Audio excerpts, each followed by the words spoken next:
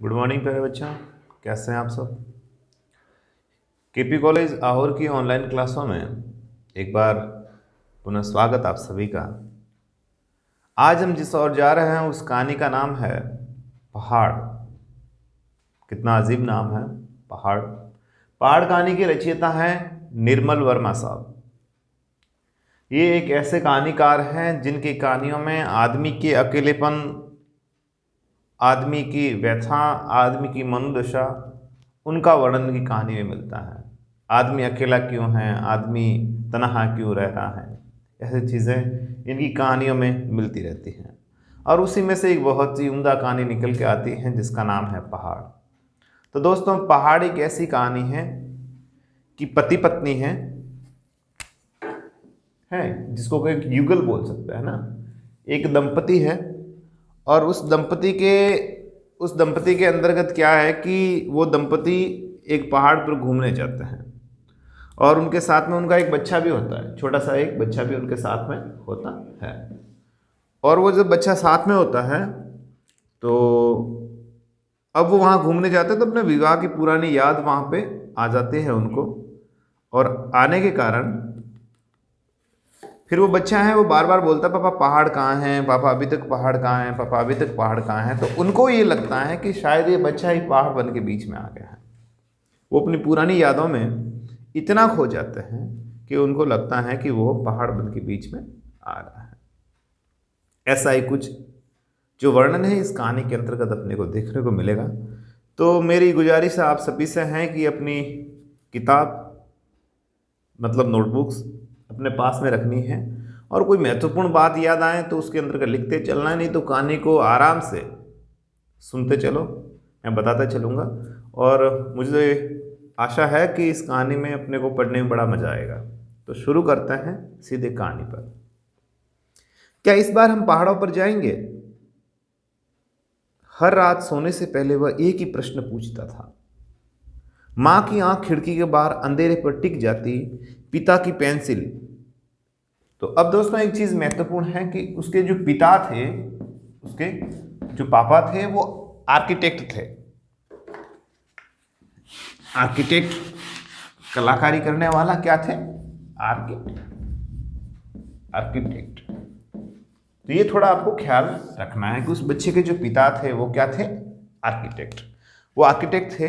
कागज पर घूमती हुई क्षण भर के लिए एक जगह ठिठक कर फिर घूमने लगती। जैसे ही उस बच्चे ने प्रश्न पूछा कि इस बार हम पहाड़ों पर जाएंगे, तो उसके जो पिताजी हैं वो कागज पे कुछ लिख रहे थे, उन्होंने उस पेंसिल को वहीं रोक दिया और फिर कुछ सोचने के बाद में उन्होंने वापस उस पेंसिल को घुमाना शुरू किया। दोनों ही शुरू में अनिश्चित थे। अनिश्चित का मतलब जिसके बारे में कोई निश्चय करना संभव नहीं हो। हर पतझड़ के संग, हर पतझड़ का मौसम आता है, आपको पता होगा। हर पतझड़ के संग पूरा एक बरस निकल जाता और जैसे पतझड़ आता पतझड़ के सारे सारे पूरा एक बरस निकल जाता। समय के बीतने के संग वह बड़ा होता गया था। जैसे जैसे समय बीत रहा था वैसे वैसे वो बच्चा बड़ा होता गया। पिता अभी युवा थे और माँ वह भी अपने पति को चाहती थी। कहने का मतलब यह है कि उसके माता पिता अभी तक दोनों जवान थे। मुझे सुखी दंपति देखने अच्छे लगते हैं और जब वे एक दूसरे को चाहते भी हो तो वह एक रहस्य में चमत्कार सा लगता है। और बिल्कुल बेशक ज़रूरी है कि दंपति के बीच में एक समझदारी, एक विचार साझा करने की क्षमता, एक अपनत्व और एक प्रेम, ये चीज़ें होनी बहुत ज़रूरी है। अगर किसी दंपति का अर्थ है पति पत्नी, और उनके बीच में अगर ये चीज़ें नहीं हैं, बात को समझने की शक्ति नहीं है, वो क्या कह रहा है, वो कह रहा है ए और ये कह रहा है जेड, तो कई न कई रिश्ते हैं वो रिश्तों में खटास पैदा होती है। इसलिए रिश्तों में बहुत ज़रूरी है समझदारी, बहुत ज़रूरी है समझदारी। तो कुछ वैसी बातें यहाँ पे हो रही हैं। दोनों की पुरानी स्मृतियाँ थी। स्मृतियाँ का मतलब होता है यादें, याद। दोनों की पुरानी स्मृतियाँ थी और एक ऐसी नहीं कि एक की अलग हो और दूसरे की अलग, बल्कि एक दूसरे पर टिकी हुई, ताश के घर की तरह जिसमें एक पत्ता दूसरे से जुड़कर ही खड़ा रह पाता है। मतलब दोनों की यादें एक दूसरे के साथ में थी। जिस प्रकार से ताश का अगर घर बना है, ताश का पेज तो इधर इधर यूं मिला मिला के पेज बनता है, एक नहीं हो तो दूसरा बन नहीं सकता आगे। कुछ वैसा ही इन दोनों की आपस में यादें थी। किसकी थी साहब? जो बच्चा है उसके माता की और उसके पिता की। ये डस्टर सही काम नहीं कर रहा है, मुझे कॉटन काम में लेना पड़ेगा, कपड़ा काम में लेना पड़ेगा, ऐसा लग रहा है। समय के संग एक एक पत्ता जुड़ता गया था और अब वे एक दूसरे के संग इस तरह घुल मिल गए थे कि कहना मुश्किल था कि कौन सा पत्ता किसका है या शुरू में किसका था, फिर वह बच्चा भी था। मतलब यादें उनकी इतनी तेज थी और इतने यादें एक दूसरे से जुड़ी हुई थी कि कहना मुश्किल था कि वो याद किसकी और ये याद किसकी है। और उसी यादों के भंवरजाल में यह हुआ कि धीरे धीरे दंपति ने एक बच्चा पैदा किया और वो बच्चा धीरे धीरे बड़ा भी होता चला गया। अक्सर होता यह है कि बच्चे के आने पर पति पत्नी अनायास एक दूसरे के प्रति कुछ थोड़ा सा विरक्त हो जाते हैं। विरक्त हो जाना, विरक्त का मतलब होता है अलग हो जाना। विरक्त का मतलब क्या होता है प्यारे बच्चों? विरक्त का मतलब होता है अलग हो जाना। जैसे कई बार होता है ना कि अपन कोई बात कर रहे हैं बैठ के और किसी के बारे में बात कर रहे हैं, वो बंदा वहीं पे आ गया, तो हम क्या करते हैं कि उस बात को वहीं छोड़ देते हैं। तटस्थ हो जाना, उस चीज से विरक्त हो जाना। और अनायास का मतलब होता है अचानक। अनायास, अचानक। अनायास का मतलब होता है अचानक। और जब वो बच्चा आ जाता था और माँ बाप पापा उसके दोनों जब बातें करते थे तो आपस में ऐसा लगता था कि वो आप दोनों ही आपस में विरक्त हो गए हैं, चाहते हैं एक दूसरे को, लेकिन बच्चे के माध्यम से। और ये शुरुआत होती है अंत होने की। बच्चे को जब छाने लगते हैं तब उनके दोनों के अंत होने की शुरुआत हो जाती है। किंतु इस दंपति के संग ऐसा कुछ नहीं हुआ। वह बड़ा होता गया था, दोनों के बीच नहीं बल्कि अपने में अलग। वो बड़ा होता गया बच्चा, पर उन दोनों के बीच में नहीं, माँ और पापा के बीच में नहीं, बल्कि वो अलग ही बड़ा होता गया। कहानी बड़ी अजीब है, रहस्यमयी है।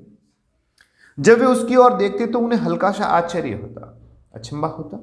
उसका चेहरा एल्बम में लगी पुरानी फोटो सा जान पड़ता, जब वे खुद बहुत छोटे थे और एक दूसरे को नहीं जानते थे। एल्बम की फोटो की तरह वो दिखता था।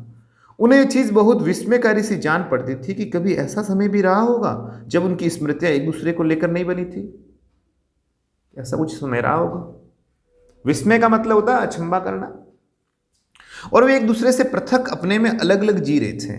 पृथक का मतलब क्या होता है? अलग हो जाना। और अब वो दोनों ही दंपति अलग अलग जी रहे हैं। उन्हें यह असंभव लगता और वे इस पर अधिक ध्यान नहीं देते थे। उन्हें उन स्मृतियों से ही संतोष था जो अपनी थी। उनके बाहर जो कुछ था वह बाहर था, उसमें झांकने की उनमें कोई लालसा नहीं थी। बाहर क्या चल रहा है, अपने लाइफ से बाहर क्या चल रहा है, उस पर वो कभी ध्यान नहीं देते थे। अपने बीच में क्या है उसी के ऊपर वो बातचीत करते रहते थे। इन स्मृतियों में एक खास जगह बना ली थी पहाड़ों ने, और उनकी जो यादें थी, उन यादों के अंतर्गत एक महत्वपूर्ण चीज थी, वो था पहाड़। किनके? उस हस्बैंड वाइफ के बीच में। क्योंकि हो सकता है जब शादी हुई होगी तो शादी के बाद में वो घूमने पहाड़ों पर गए होंगे, और हो सकता है कि पहाड़ों पर जो घूमने गए हो और वहीं से उस बच्चे के संबंधित कुछ यादें वहीं पे जुड़ गई होगी उस पहाड़ से। पहाड़ों पर घूमने जाते हैं लोग, ठीक है। हर रात सोने से पहले बच्चा उनसे पूछता था, क्या इस साल हम वहां जाएंगे? और वो बेटा रोज सोने से पहले अपने मम्मी और पापा से पूछता था कि पापा हम वहां जाएंगे, मम्मी हम वहां जाएंगे। वे उसे समझाने की कोशिश करते और बच्चे की आंखें विस्मय से खुली रहती और वे उनको समझाने की कोशिश करते हैं, हाँ जाएंगे वगैरह वगैरह, और वो बच्चा देखते ही रहता था। ऐसे ही एक के बाद एक वर्ष गुजरता गया था। फिर एक साल अक्टूबर के महीने में जब पत्ते झरने लगे। कौन से महीना दोस्तों?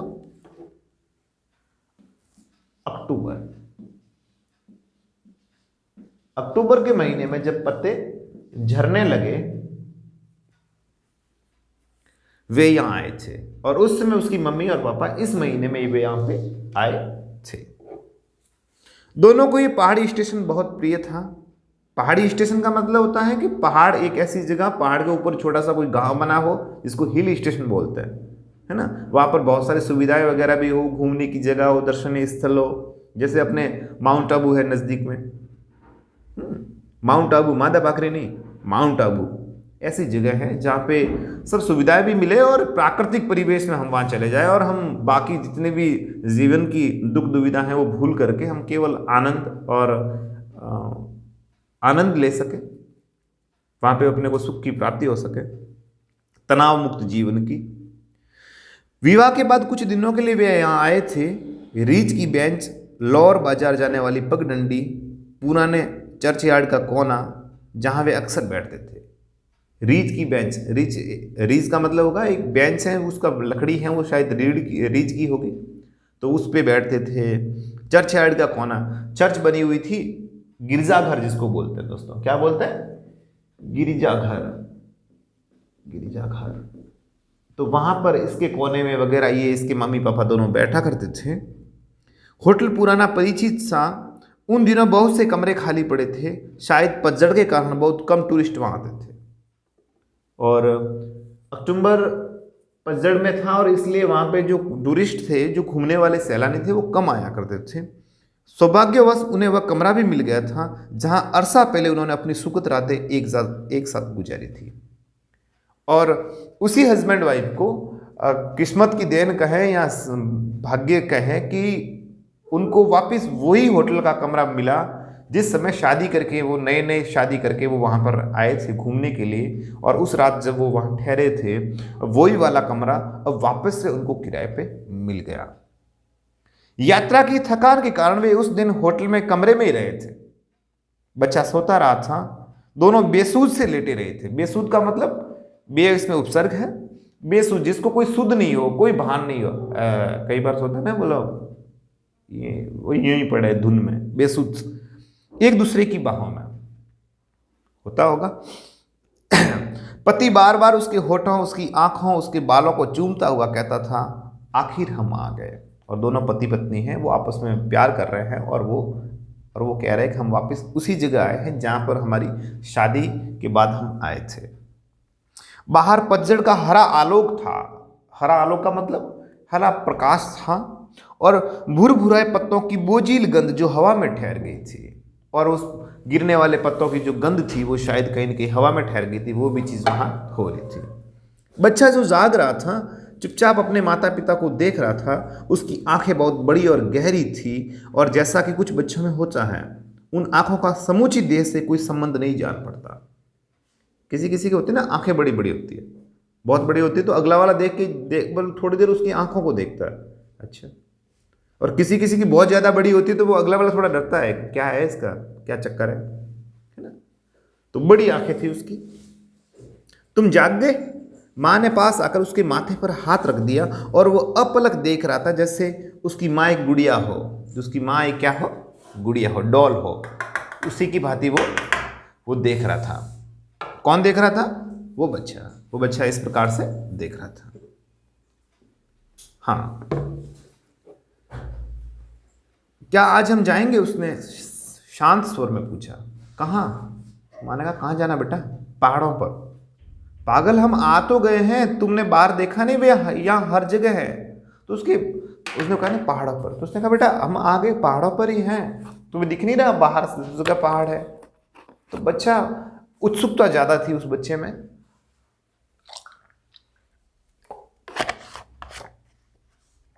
बच्चा गुमसुम सा बारी बारी से अपने माता पिता को देखता रहा। आज शाम ऊपर रीज की तरफ जाएंगे, वहां से तुम उन्हें देख सकोगे। रीज की बेंच, और रीज का मतलब शायद एक स्थान है, उसकी ओर आज हम जाएंगे और वहां से शायद तुम देख सकोगे, ऐसा उसकी माँ ने कहा। अंधेरा होने से पहले वे ऊपर चढ़े थे। बच्चे ने गोद में आने से इनकार कर दिया। वह अपने संग पैदल ही चल रहा था, और वो जैसे ही उसके मम्मी और पापा दोनों चल रहे थे तो वो भी पैदल पैदल चलने लगा।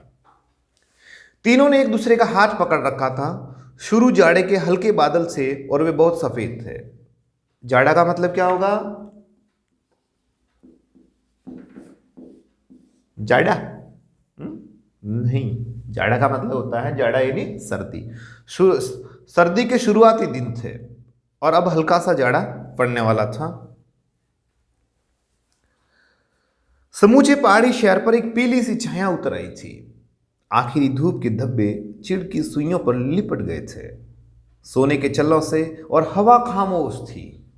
चीड़ के पेड़ थे और उसके ऊपर ऐसा लग रहा था चीड़ के जैसे पेड़ और यूं थे, और उनके बीच से जो सूर्य की जो किरणें आ रही थी वो ऐसा लग रहा था कि जैसे कोई सुई हो, नीडल हो। इस प्रकार से आभास हो रहा था। इस प्रकार से दोस्तों क्या हो रहा था, वह जो धूप थी, उन चीड़ के पेड़ों से आने वाली जो धूप थी वो इस प्रकार से नजर आ रही थी। ये बात कौन से महीने की है? तो दोस्तों ये बात है अपने अक्टूबर महीने की। कौन से महीने की? अक्टूबर महीने की। क्या हम आ गए? उत्तर में मां ने बच्चे की ओर देखा और हंस दी, और वो बच्चा इस प्रकार से सवाल कर रहा है, क्या हम आ गए? जैसे आपके सामने कोई बच्चा है, किसी ने खाना खा लिया और फिर बोले मम्मी हमने खाना खा लिया, तो थोड़ा अचंभा होता ना कि ये जब खाया है तो ये सवाल क्यों कर रहा है। तो उसी प्रकार से वो माँ उसको देखने लगी, बेटा पहाड़ पे आ गए और तुझे कौन से पहाड़ पे चढ़ना है। माल रोड पार करने के बाद लाइब्रेरी आई, जिसको पुस्तकालय बोलते हैं, और जो चर्च के सामने थी। एक तो होता सर्च, खोजना, एक होता चर्च यानी ईसाइयों का प्रार्थना स्थल। लाइब्रेरी की लंबी खिड़कियों पर पत्तों की बेल झूल रही थी। जब कभी हवा का हल्का सा झोंका आता, उनकी छाया किरोशिए से गाड़े गए बेल बूटों सी दीवार पर डोल जाती। वह सब वैसा ही था, कुछ भी नहीं बदला। और पिछली बार जैसा दिख रहा था जब वो आए थे शादी के नए नए दौर में, वो उसी भांति वही लाइब्रेरी, वही चर्च वगैरह वगैरह, वही बेंच वगैरह, वही गलियां, और वापस उसी प्रकार की बेलें वहां पे लटक रही थी। किरोशिया में तो आप समझते होंगे, कशीदा काटने के लिए वो लोहे के तार होते हैं ना, किरोशिया, जिसमें से पिरोए जाता है धागे वगैरह, उनको किरोशिया बोलते हैं। उसी प्रकार से बेले जैसे चिपकी हुई थी, जैसे इसको कसीदे की बात ही गूंथा गया हो। क्या हम आ गए? इस बार कोशिश के बावजूद बच्चा अपनी उत्तेजना नहीं दबा सका। उत्तेजना यानी एक्साइटेड जो हो रहा था, आखिर उसने वैसा कह ही दिया। इतनी चढ़ाई पैदल पार करने के बाद उसकी आंखें ज्वरग्रस्त हो आई थी।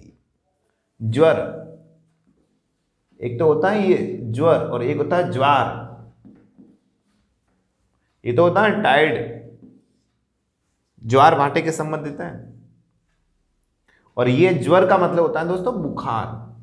और बुखार कोई लिखने की चीज थोड़ी है, ज्वर ही नहीं बुखार, और ज्वार ही नहीं, ज्वार भाटे के संबंधित है। ज्योग्राफी में आप पढ़ेंगे अच्छे से। हालांकि मेरी ज्योग्राफी इन दिनों थोड़ी कमजोर है। आगे चलते हम। तो अब ऐसा लग रहा है कि वो काफी चलने के कारण वो बच्चा है शायद थोड़ा सा थक सा गया था और बुखार सा आ गया था उसको। क्या तुम देखते नहीं? पिता ने कहा। उधर वे क्या है? तुम बोल रहे हो पहाड़ आ गए पहाड़ आ गए, तो तुम्हें दिख नहीं रहा है वो उस साइड में क्या दिख रहा है तुम्हें? बच्चे की आंखें पिता की अंगुली की दिशा में उठ गई, और बच्चे, पिता ने कहा ना वो नहीं दिखते क्या, तो बच्चा भी उस साइड में देखने लगा। बीच में नीले जंगलों के झुरमुट थे और उनके परे बादलों की सुरमई रेखा। मौसम असाधारण रूप से साफ था। हवा के आर पार पारदर्शी धूप थी, और बिल्कुल धूप दिखने वाली थी, पारदर्शी यानी जिसमें देखना संभव हो। चाकू की धार सी पेनी बीच के कोनों हाशियों को तराशती हुई। हाशिया का मतलब होता है कोने वाला। और उनके ऊपर वे खड़े थे, नंगी बर्फ में लिपटे हुए, खामोश और खुद अपनी खामोशी से आतंकित। मौसम इतना साफ था और बिल्कुल बर्फ वगैरह सब कुछ चीजें थी, और उसमें ऐसा लग रहा था कि मानो नंगी बर्फ में वो लिपटे हुए हैं। खुली, नंगा का मतलब खुला, और एक खामोशी में दबे हुए हैं, और वो खामोशी है जो खुद की खामोशी है। इस प्रकार से उनको आवाज हो रहा था। बच्चे की ज्वरग्रस्त आंखें असाधारण रूप से चमकने लगी थी। असाधारण का मतलब होता है जो साधारण नहीं है। तो बच्चे की आंखें एक तो वैसे भी बड़ी बड़ी थी उसकी, और अब वो बुखार के कारण उसकी आंखें और अलग से ही दिखने लगी। क्या हम वहां जाएंगे? अब वो बच्चे ने नया सवाल कर दिया। उसने कहा ना वो वहां पे, तो उसने कहा पापा हम वहां जाएंगे। इस पर मां नहीं हंस सकी, और अब की बार जैसा ही उसने ऐसा कहा ना, तो मां उसकी हंसी नहीं। उसके छोटे से स्वर में एक अजीब परायापन सा था जिसे दोनों ने पहचान लिया था। उसमें एक अजीब परायापन नजर आ रहा था, है ना, कि वो अपने साथ होकर भी पराया सा क्यों बिहेव कर रहा है। और अब की बार उसकी माँ ने उसकी पहचान की थी। तुम कैसे हो, हमें यही तो आना था। तुम कैसे हो, हमें यही तो आना था। पिता ने कहा, बेटा तुम कैसे हो, ठीक तो ना, अभी कहाँ जाना है, और पहाड़ यही है बेटा, है। और उसके पिता ने ऐसा कहा। उनके स्वर में दबी सी झुंझलाहट थी। फिर उन्हें अपनी ही झुंझलाहट पर शर्म सी हो आई और वे एक दूसरे को देखने लगे।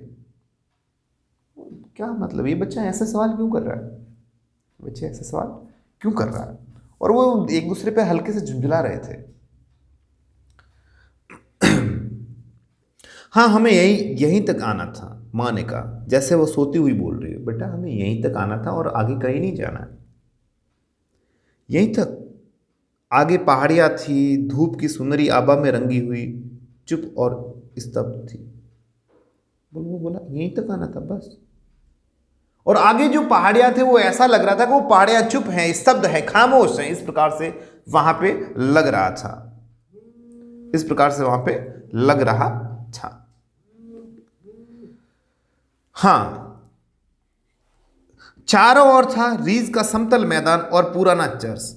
खिड़कियों के स्टेन ग्लास पर एक तिरछी किरण आ लेटी थी और दूसरे से लगता था जैसे वह टूटे कांच की दरार हो, जो सिर्फ भ्रम था और कुछ नहीं, वो केवल महज भ्रम नजर आ रहा था। और दोस्तों ये जो मैदान है वो मैदान कौन सा है, रीज का समतल मैदान, उस मैदान का नाम है। तो अपने को याद भी रखना पड़ेगा, ये रीज का मैदान, ठीक है ना। ये इसलिए याद रखना है क्योंकि आपके जब एग्जाम होंगे तो एग्जाम के अंतर्गत जब आप लिखेंगे उसके लिए काफी फायदेमंद चीजें रहेगी। आगे बढ़ते हैं। तुम्हें सर्दी तो नहीं लग रही, पति ने पूछा। नहीं, मैं ठीक हूं। वह क्षण भर के लिए कांप गई थी और पति ने उन्हें देख लिया था। वे रीज के एक कोने में खड़े थे। सामने हवागर की बेंचें थी और उनके परे लकड़ी का जंगला था, लकड़ी का जंगला बना हुआ था। नीचे घास की ढलान थी, वहां इक्के दुक्के जुगनू चमक जाते थे। जुगनू शाम के वक्त चमकते हैं वो। सामने बेंच थी, वह खाली थी और उस पर धीरे धीरे धूल और धूल से सने पत्ते इकट्ठे होते गए थे। वह बहुत साधारण थी और कोई भी उन्हें नहीं कह सकता था कि कभी कोई उस पर बैठा होगा। और जो साधारण सी बेंच थी, और उस बेंच को देख करके लगता है कि कोई कह नहीं सकता कि उस बेंच के ऊपर कोई बैठा होगा। और क्योंकि अक्सर जो खाली जगह होती है और खाली जगहों की जो चीज़ें होती है वो ऐसी ही हुआ करती है ना, कि धूल सी आ जाती हैं। पर जो साफ सुथरे एरिया होते हैं उनके अंतर्गत ऐसा महसूस नहीं होता। तो दोस्तों काहानी के हम अंतिम पड़ाव की ओर चल रहे हैं। लगता था मुद्दत से वह ऐसे ही खाली पड़ी है। मुद्दत का मतलब होता है काफी समय के बाद, और ऐसा लग रहा था कि काफी समय के बाद में भी वो बेंच अभी तक खाली पड़ी है, कि शायद उस बेंच के ऊपर अभी तक कोई आकर के नहीं बैठा हो। क्यों? क्योंकि ये पहला तो ये पहाड़ी एरिया है दोस्तों, और पहाड़ी एरिया होने के कारण उनके ऊपर कोई आने जाने की नहीं करता। और आते हैं तो सैलानी आते हैं, वो ऐसी जगह सही जगह पे बैठते हैं जहां पर उनको कोई किसी प्रकार का खतरा ना हो, है ना। और जुगनू वहां पे चमक रहे थे, शाम का समय है। कुछ देर तक वे उसे देखते रहे, मानो किसी बहुत पुरानी चीज को पहचान पाने की चेष्टा कर रहे हो। जैसे कोई पुरानी याद है या पुरानी कोई चीज है और उसको देखना हो, और उसको देखने के लिए वे शायद उसकी ओर कोशिश कर रहे हैं, उसको पहचान जाए। और न जाने क्यों चाहने पर भी वे उस क्षण एक दूसरे को छूने का साहस नहीं कर पाए। और हस्बैंड वाइफ दोनों ही एक दूसरे को टच नहीं कर सके। साहस भी नहीं हो रहा था उनके बीच में। शायद उनका दिमाग कहीं न कहीं उस चीज के प्रति था जो वो देखना चाहते थे, और शायद वो पहचानना चाहते थे। वो कोशिश करने के बाद में भी एक दूसरे को गले मिलने या फिर टच करने का प्रयास नहीं कर पा रहे थे।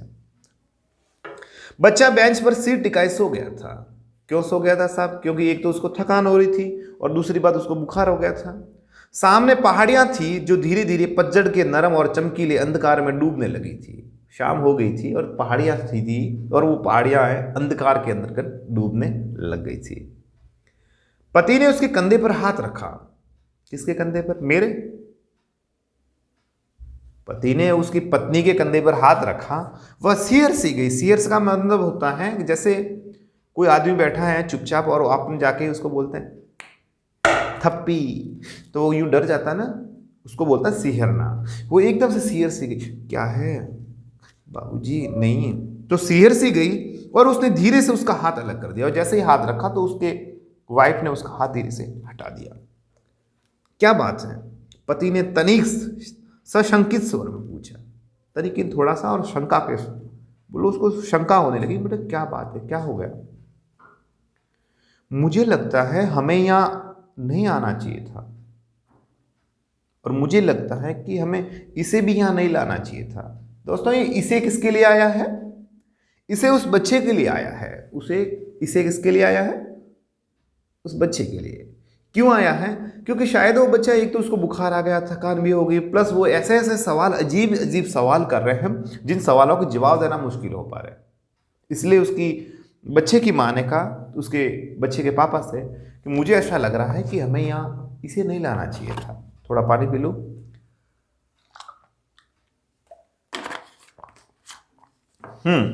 इसको यहाँ पे नहीं लाना चाहिए था।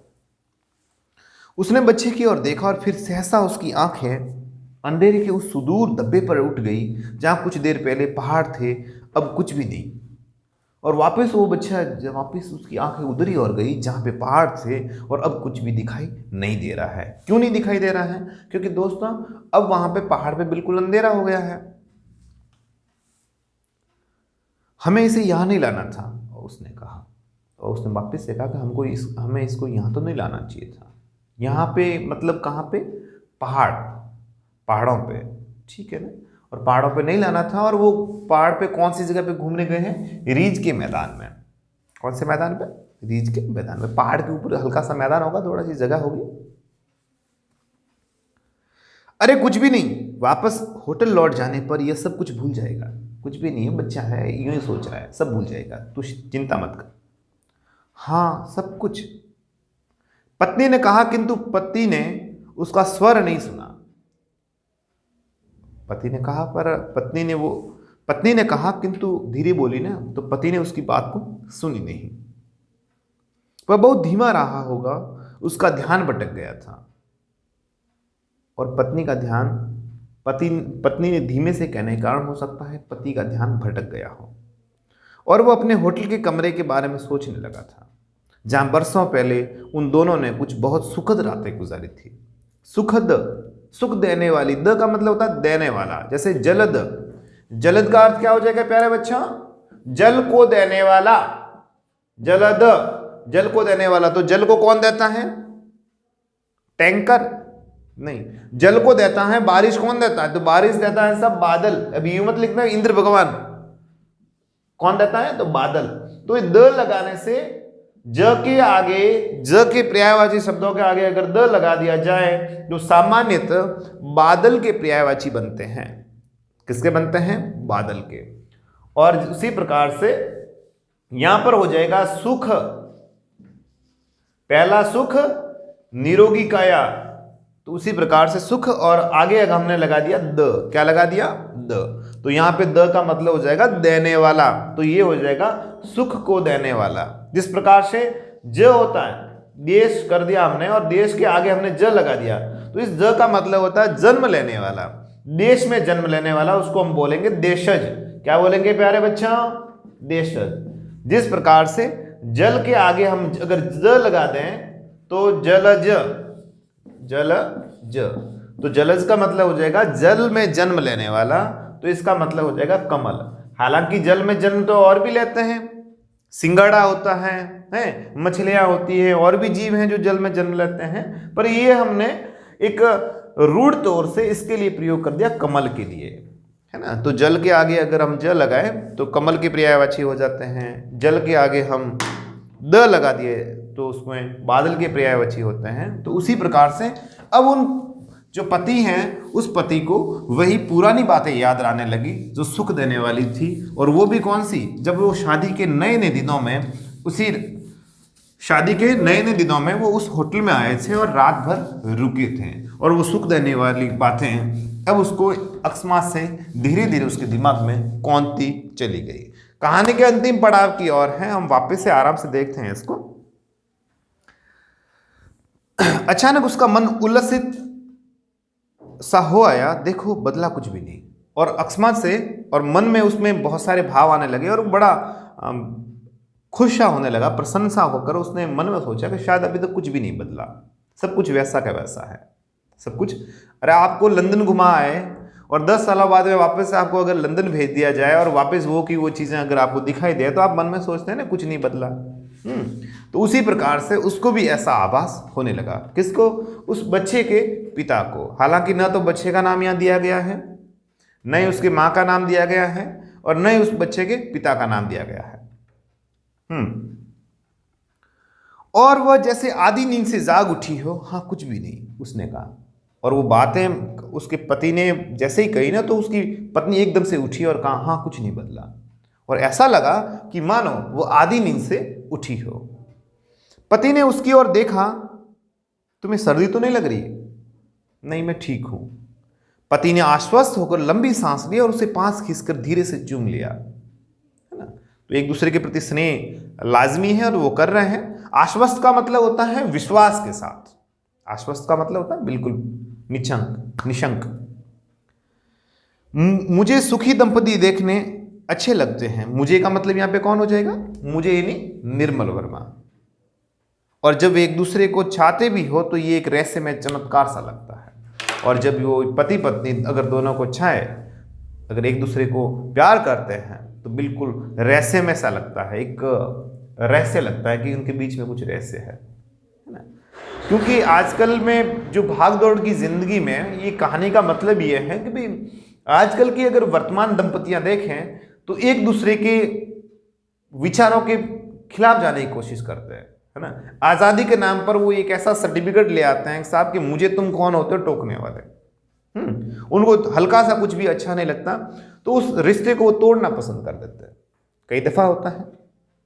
आज़ादी बिल्कुल जरूरी है, पर आज़ादी के नाम पर आप अगर ऐसा करते हैं कि नहीं ये वो तुम कौन होते हो मुझे, हैं, तुम अपना काम करो, वो करो, वैसा करो, मैं वैसे करूंगी, तुम वैसे करो, तुम वैसे करो, तो धीरे धीरे उन दंपति के विचारों के बीच में दोस्तों तनाव आ जाता है।